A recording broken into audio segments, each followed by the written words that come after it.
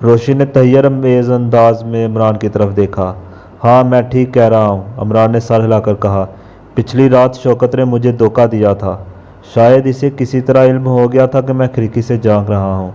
Revolver था इसके पास? हाँ, लेकिन इसकी कोई अहमियत नहीं।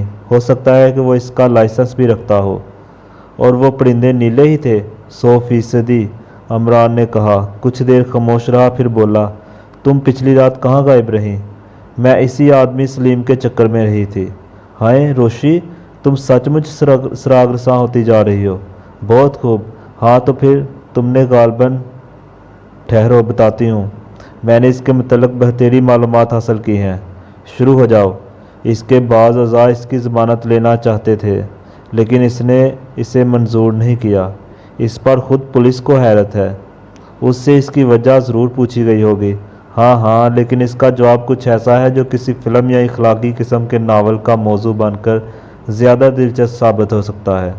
यानी वो कहता है कि मैं अपना मकरूह चेहरा किसी को नहीं दिखाना चाहता। मैंने अपने मालिक को धोखा दिया है, जो इंतहाई नेक, शरीफ और मेहरबान था। मैं नहीं चाहता कि अब कभी इसका सामना हो। मैं जेल की कोठरी में मर जाना पसंद करूँगा। अच्छा, इमरान अहमकों की तरह आंखें फाड़ कर रह गया।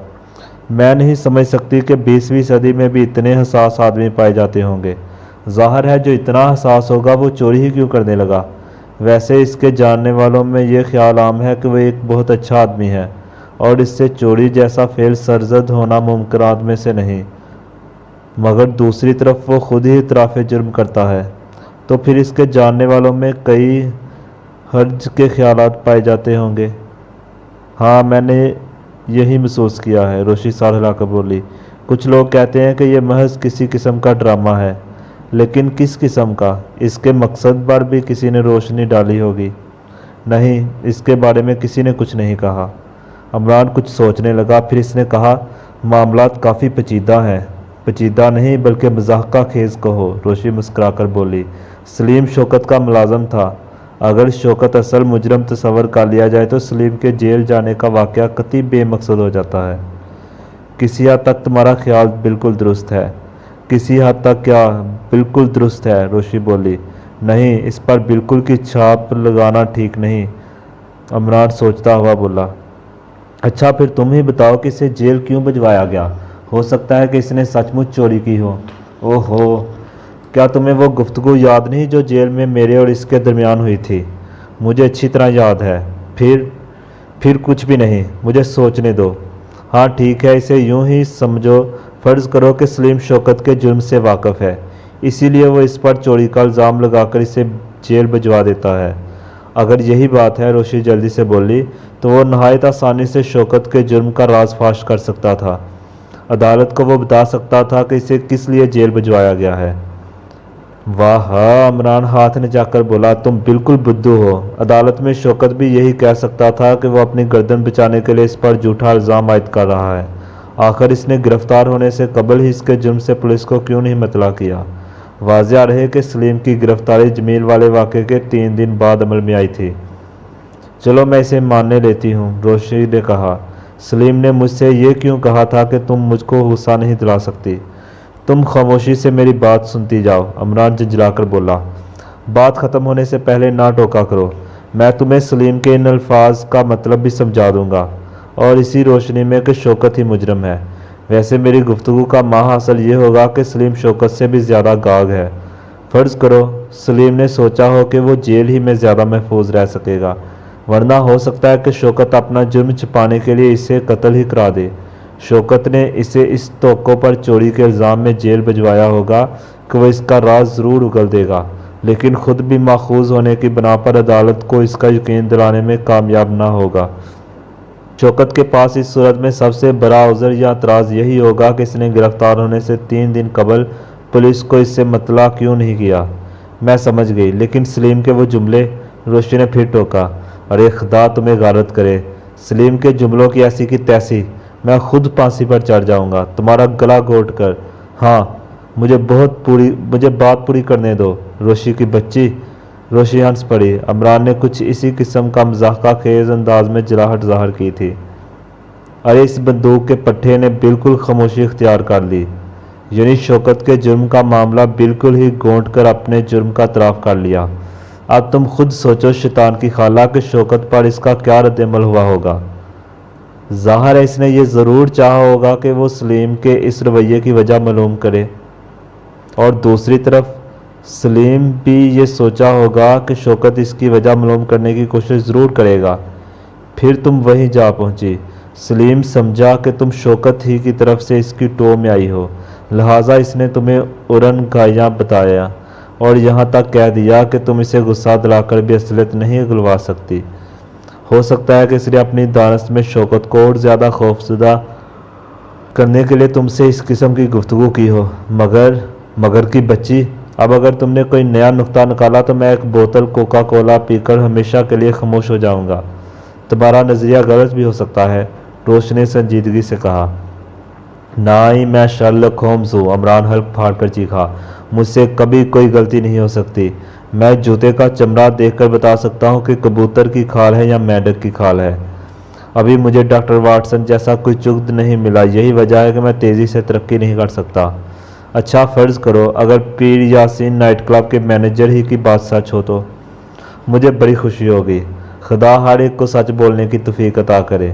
مجھ سے بے تکی باتیں نہ کیا کرو۔ روشی جلا گئی۔ اے روشی، تم اپنا لہجہ ٹھیک کرو، میں تمہارا شوہر نہیں ہوں۔ ہاں، تمہیں شوہر بنانے والی کسی گدی ہی کے پیٹ سے پیدا ہوگی۔ خبردار اگر تم نے گدی کی شان میں کوئی نازیبا کلمہ منہ سے نکالا، عمران گرج کر بولا، اور روشی برا سا منہ بنائے ہوئے کمرے سے نکل گئی۔ عمران کا ایک ایک لمحہ مصروفیت میں گزر رہا تھا۔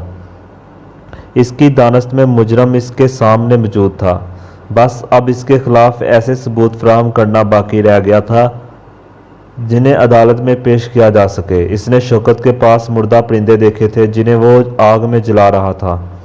بعض اوقات مختلف حالات سے ظاہری یکسانیت دھوکہ بھی دے جاتی ہے، لہذا عمران نے شوکت کے حق میں بھی بہترین نظریات قائم کیے، لیکن خود بخود ان کی تردید ہوتی چلی گئی۔ پروین شوکت کی چچا زاد بہن تھی اور نواب جوید مرزا کی اکلوتی بیٹی۔ ظاہر ہے کہ نواب کے بعد اس کی جائیداد کی مالکہ وہی ہوتی۔ شوکت بھی کبھی صاحب جائیداد تھا، لیکن اس کی جائیداد سائنٹیفک تجربات کی نظر ہو گئی تھی، لہٰذا وہ دوبارہ اپنی مالی حالت درست کرنے کے لیے پروین سے شادی کے خواب دیکھ سکتا تھا۔ عمران نے اپنا یہ خیال کیپٹن فیاض پر ظاہر کیا، جسے اس نے تاڑ دے کر خاص طور سے سردار گڑھ بلایا تھا۔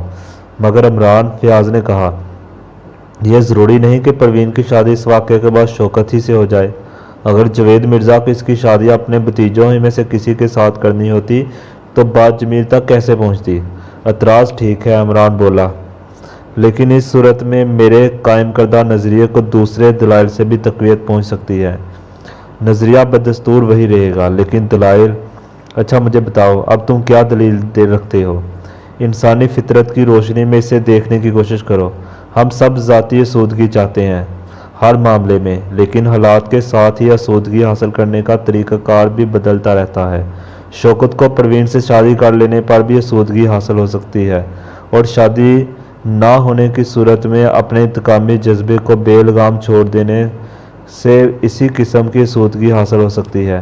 یعنی اگر وہ انتقاماً پروین اور منگیتر کا چہرہ بگاڑتا رہے تب بھی اسے نہ ہی سکون ملے گا جتنا پروین سے شادی ہو جانے پر حاصل ہو سکتا ہے۔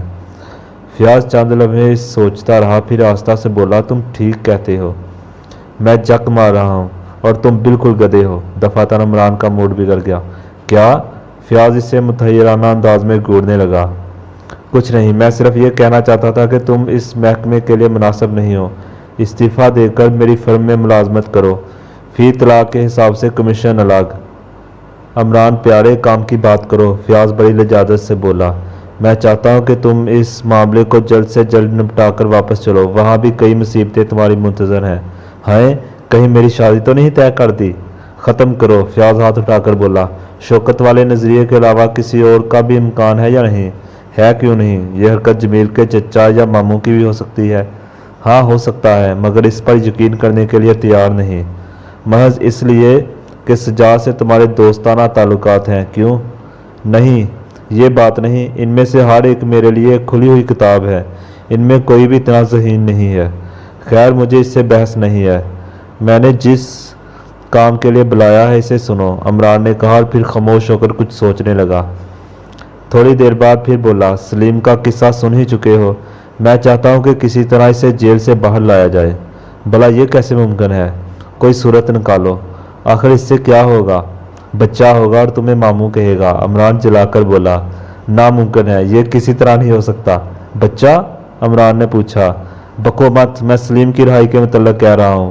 وہ چوری کے جرم میں ماخوذ ہے، اسے قانون کے سپرد کرنے والا شوکت ہے۔ جب تک کہ وہ خود عدالت سے اس کی رہائی کی درخواست نہ کرے ایسا نہیں ہو سکتا۔ میں بھی اتنا جانتا ہوں، اس کے باوجود بھی اس قسم کے احمقانہ خیالات رکھتے ہو۔ اگر وہ رہا نہیں ہو سکتا پھر اصل مجرم کا ہاتھ آنا بھی محال ہے۔ آخر شوکت کے خلاف ثبوت کیوں نہیں مہیا کرتے؟ مجھے یہ سب کچھ بنڈل معلوم ہوتا ہے، خصوصاً پرندوں کی کہانی۔ پھر شوکت ان مردہ پرندوں کو آگ میں کیوں جلا رہا تھا؟ فیاض نے کہا۔ وہ جک مار رہا تھا، اسے جہنم میں ڈالو۔ لیکن کیا تم کسی ایسے پرندے کے وجود پر یقین رکھتے ہو جس کی چونچ مارنے سے آدمی مبروس ہو جائے اور اس کے جسم میں ایسے جراثیم پائے جائیں جو ساری دنیا کے لیے بالکل نئے ہوں؟ ظاہر ہے کہ سفید داغوں کی وجہ وہی جراثیم ہے۔ ممکن ہے کسی سائنٹیفک طریقہ سے ان پرندوں میں اس قسم کے اثرات پیدا کیے گئے ہوں۔ اچھا، یعنی تم بھی یہی سمجھتے ہو؟ اس کا یہ مطلب ہوا کہ ہر آدمی کسی ایسے سائنٹیفک طریقے کے متعلق سوچ سکتا ہے۔ تو گویا شوکت بالکل بدھو ہے۔ اس نے دیدہ دانستہ اپنی گردن پھنسوائی ہے۔ سارا سردار گڑھ اس بات سے واقف ہے کہ شوکت ایک ذہین سائنسدان ہے اور جراثیم اس کا خاص موضوع ہے۔ پھر وہ مردہ پرندے، میں کہتا ہوں اس بات کو ختم ہی کر دو تو اچھا ہے۔ سلیم کی رہائی کے متعلق سوچو۔ وہ ایسا ہے جیسے مچھر کے بطن سے ہاتھی کی پیدائش کے متعلق سوچنا۔ تب پھر اصل مجرم کا ہاتھ آنا بھی مشکل ہے اور میں اپنا بستر گول کرتا ہوں۔ تم خود ہی کوئی تدبیر کیوں نہیں سوچتے؟ فیاض جھنجھلا کر بولا۔ میں سوچ چکا ہوں۔ تو پھر کیوں جک مار رہے ہو؟ مجھے بتاؤ کیا سوچا ہے؟ اس کے کسی عزیز کو ضمانت کے لیے تیار کرواؤ۔ مگر وہ ضمانت پر رہا ہونے سے انکار کرتا ہے۔ اس کے انکار سے کیا ہوتا ہے؟ میں اسے عدالت میں جکی ثابت کرا دوں گا اور پھر اسے اس بات کی اطلاع دینے کی ضرورت ہی نہیں ہے کہ اس کی ضمانت ہونے والی ہے۔ اتنا تو تم کر ہی سکو گے کہ جیل سے عدالت تک لانے سے قبل اس پر یہ ظاہر کیا جائے کہ مقدمے کی پیشی کے سلسلے میں اسے لے جایا جا رہا ہے۔ ہاں، یہ ہو سکتا ہے۔ ہو نہیں سکتا، بلکہ اسے کل تک ہو جانا چاہیے، عمران نے ایک لفظ پر زور دے کر کہا۔ ضمانت ہو جانے کے بعد بھی سلیم عدالت سے نہیں ٹلا۔ اس کے چہرے پر سراسیمگی کے آثار تھے۔ وہ عدالت ہی کے ایک برآمدے میں مستبرانہ انداز میں ٹہل رہا تھا اور کبھی کبھی خوفزدہ آنکھوں سے ادھر ادھر بھی دیکھ لیتا تھا۔ عمران اس کے لیے بالکل اجنبی تھا، اس لیے اس سے بہت قریب رہ کر بھی اس کی حالت کا مشاہدہ کر سکتا تھا۔ شام ہو گئی ہے اور سلیم وہیں ٹہلتا رہا۔ جس نے اس کی ضمانت دی تھی وہ ہتھکڑیاں کھلنے سے پہلے ہی عدالت سے کھسک گیا تھا۔ پھر وہ وقت بھی آیا جب سلیم اس برآمدے میں بالکل تنہا رہ گیا۔ عمران بھی اب وہاں سے ہٹ گیا تھا، لیکن اب وہ ایسی جگہ پر تھا جہاں سے وہ اس کی نگرانی بآسانی کر سکتا تھا، سلیم کو شبہ کرنے کا موقع دیے بغیر۔ عدالت میں سناٹا چھا جانے کے بعد سلیم وہاں سے چل پڑا۔ عمران اس کا تعاقب کر رہا تھا۔ سلیم نے ٹیکسیوں کے اڈے پر پہنچ کر ایک ٹیکسی کی۔ عمران کی ٹویسٹر بھی یہاں سے دور نہیں تھی۔ بہرحال تعاقب جاری رہا، لیکن عمران محسوس کر رہا تھا کہ سلیم کی ٹیکسی یوں ہی بے مقصد شہر کی سڑکوں کے چکر کاٹ رہی ہے۔ پھر اندھیرا پھیلنے لگا، شاہراہیں بجلی کی روشنی سے دہکنے لگیں۔ عمران نے سلیم کا پیچھا نہیں چھوڑا، وہ اپنا پٹرول پھونکتا رہا۔ جیسے ہی اندھیرا کچھ اور گہرا ہوا اگلی ٹیکسی جیکسن روڈ پر دوڑنے لگی اور عمران نے جلد ہی اندازہ کر لیا کہ اس کا رخ نواب جاوید مرزا کی حویلی کی طرف ہے۔ دونوں کاروں میں تقریباً 40 گز کا فاصلہ تھا اور یہ فاصلہ اتنا کم تھا کہ سلیم کو تعاقب کا شبہ ضرور ہو سکتا تھا۔ ہو سکتا ہے کہ سلیم کو پہلے ہی شبہ ہو گیا ہو اور وہ ٹیکسی کو اسی لیے ادھر ادھر چکر کھلاتا رہا ہو۔ جاوید مرزا کی حویلی سے تقریباً 1 فرلانگ ادھر ہی ٹیکسی رک گئی، لیکن عمران نے صرف رفتار کم کر دی، کار نہیں روکی۔ اب وہ آہستہ آہستہ رینگ رہی تھی۔ سڑک سنسان تھی، ٹیکسی واپسی کے لیے مڑی۔ عمران نے اسے راستہ دے دیا۔ اپنی کار کی اگلی روشنی میں اس نے دیکھا کہ سلیم نے بے تحاشا دوڑنا شروع کر دیا ہے۔ عمران نے رفتار کچھ تیز کر دی اور ساتھ ہی اس نے جیب سے کوئی چیز نکال کر باہر سڑک پر پھینکی۔ ایک ہلکا سا دھماکہ ہوا اور سلیم دوڑتے دوڑتے گر پڑا، لیکن پھر فوراً ہی اٹھ کر بھاگنے لگا۔ پھر عمران نے اسے جاوید مرزا کے پائیں باغ میں چھلانگ لگاتے دیکھا۔ عمران کی کار فراٹے بڑھتی ہوئی آگے نکل گئی، لیکن اب اس کی ساری روشنیاں بجھی ہوئی تھیں۔ وہ 2 فرلانگ آگے جا کر عمران نے کار روکی اور اسے ایک بڑی سی چٹان کی اوٹ میں کھڑا کر دیا۔ اب وہ پیدل ہی پائیں باغ کے اس حصے کی طرف جا رہا تھا جہاں لیبارٹری والی عمارت واقع تھی۔ اچانک اس نے ایک فائر کی آواز سنی جو اسی طرف سے آئی تھی جدھر لیبارٹری تھی۔ پھر دوسرا فائر ہوا اور ایک چیخ سناٹے کا سینہ چیرتی ہوئی تاریکی میں ڈوب گئی۔ عمران تو دوڑنے کا ارادہ کیا پھر رک گیا۔ اب اس نے لیبارٹری کی طرف جانے کا ارادہ بھی ترک کر دیا تھا۔ وہ جہاں تھا وہیں رکا رہا۔ جلد ہی اس نے کئی آدمیوں کے دوڑنے کی آوازیں سنی، ان میں ہلکا سا شور بھی شامل تھا۔ عمران کار کی طرف پلٹ گیا۔ اس کا ذہن بہت تیزی سے سوچ رہا تھا، لیکن اچانک اس کے ذہن میں ایک نیا خیال پیدا ہوا۔ کیا وہ تنہائی میں بھی حماقتیں کرنے لگا ہے؟ کیا وہ حماقت نہیں تھی؟ اس نے فائروں کی آوازیں سنی اور وہ چیخ بھی کسی زخمی کی چیخ معلوم ہوئی تھی۔ پھر آخر وہ کار کی طرف کیوں پلٹ آیا تھا؟ اسے آواز کی طرف بے تحاشا دوڑنا چاہیے تھا۔ عمران نے کار سٹارٹ کی اور پھر سڑک پر واپس آ گیا۔ کوٹھی کے قریب پہنچ کر اس نے کار بائیں باغ کی روش پر موڑ دی اور اسے سیدھا پورچ میں لیتا چلا گیا۔ جاوید مرزا کوٹھی سے نکل کر پورچ میں آ رہا تھا۔ اس کی رفتار تیز تھی، چہرے پر ہوائیاں اڑ رہی تھیں اور ہاتھ میں رائفل تھی۔ خیریت نواب صاحب؟ عمران نے حیرت ظاہر کی۔ او استوت جا ادھر، اس نے لیبارٹری کی سمت اشارہ کر کے کہا۔ کوئی حادثہ ہو گیا ہے، 2 فائر ہوئے تھے۔ چیخ بھی آؤ آؤ۔ جاوید مرزا اس کا بازو پکڑ کر اسے بھی لیبارٹری کی طرف گھسیٹنے لگا۔ کوٹھی کے سارے نوکر لیبارٹری کے قریب اکٹھے تھے۔ صفدر، عرفان اور شوکت بھی وہاں پر موجود تھے۔ شوکت نے جاوید مرزا کو بتایا کہ وہ اندر تھا۔ اچانک اس نے فائروں کی آوازیں سنی، پھر چیخ بھی سنائی دی۔ باہر نکلا تو اندھیرے میں کوئی بھاگتا ہوا دکھائی دیا، لیکن اس کے سنبھلنے سے پہلے ہی وہ غائب ہو چکا تھا۔ اور لاش؟ جاوید مرزا نے پوچھا۔ ہم ابھی تک کسی کی لاش ہی تلاش کرتے رہے ہیں، عرفان بولا، لیکن ابھی تک کامیابی نہیں ہوئی۔ لاش؟ عمران آہستہ سے بربرا کر چاروں طرف دیکھنے لگا۔ تم اب یہاں تنہا نہیں رہو گے، سمجھے؟ جاوید مرزا شوکت کے شانے جھنجھوڑ کر چیخا۔ شوکت کچھ نہ بولا، وہ عمران کو گھور رہا تھا۔ کوئی عصبی خلل؟ میرا دعویٰ ہے۔ عمران مکہ ہلا کر رہ گیا۔ آپ اس وقت یہاں کیسے؟ شوکت نے اس سے پوچھا۔ شوکت، تمہیں بات کرنے کی تمیز کب آئے گی؟ جاوید مرزا نے جلائے ہوئے لہجے میں کہا، اور عمران ہنسنے لگا۔ اچانک اس کے داہنے گال پر 2-3 گرم گرم بوندیں پھسل کر رہ گئی اور عمران اوپر کی طرف دیکھنے لگا۔ پھر گال پر ہاتھ رکھ کر جیب سے ٹارچ نکال لی۔ انگلیاں کسی رقیق چیز سے چپچپانے لگی تھی۔ ٹارچ کی روشنی میں اسے اپنی انگلیوں پر خون نظر آیا، تازہ خون۔ سب اپنی اپنی باتوں میں مہو تھے، کسی کی توجہ عمران کی طرف نہیں تھی۔ عمران نے ایک بار پھر اوپر کی طرف دیکھا۔ وہ ایک درخت کے نیچے تھا اور درخت کا اوپری حصہ تاریکی میں گم تھا۔ لیکن ہمیں یہاں کسی کے جوتے ملے ہیں، صفدر کہہ رہا تھا۔ شاید بھاگنے والا اپنے جوتے چھوڑ گیا ہے۔ اس نے درخت کے تنے کی طرف ٹارچ روشنی ڈالی۔ جوتے سچ مچ موجود تھے۔ عمران آگے بڑھ کر انہیں دیکھنے لگا، لیکن صفدر نے ٹارچ بجھا دی اور عمران کو اپنی ٹارچ روشن کرنی پڑی۔ ختم کرو یہ قصہ، چلو یہاں سے، جاوید مرزا نے کہا۔ شوکت، میں تم سے خاص طور پر کہہ رہا ہوں، تم اب یہاں نہیں رہو گے۔ میرے لیے خطرہ نہیں ہے، شوکت بولا۔ ہے کیوں نہیں؟ عمران بول پڑا۔ میں بھی آپ کو یہی مشورہ دوں گا، میں نے آپ سے مشورہ نہیں طلب کیا۔ اس کی پرواہ نہ کیجیے، میں بلا معاوضہ مشورہ دیتا ہوں، عمران نے کہا، اور پھر بلند آواز میں بولا، میں اسے بھی مشورہ دیتا ہوں جو درخت پر موجود ہے۔ اسے چاہیے کہ وہ نیچے اتر آئے۔ وہ زخمی، آ جاؤ نیچے۔ مجھے یہ بھی معلوم ہے کہ تم مسلح نہیں ہو اور یہاں سب تمہارے دوست ہیں، آ جاؤ نیچے۔ ارے تمہیں کیا ہو گیا؟ تو جا، جاوید مرزا نے گھبرائے ہوئے لہجے میں کہا۔ اچانک عمران نے اپنی ٹارچ کا رخ اوپر کی طرف کر دیا۔ میں سلیم ہوں، اوپر سے ایک گھبرائی ہوئی سی آواز آئی۔ حکیم ہو یا ڈاکٹر، اس کی پرواہ نہ کرو، بس نیچے آ جاؤ۔ سراٹے میں صرف عمران کی آواز گونجی، بقیہ لوگوں کو تو جیسے سانپ سونگھ گیا تھا۔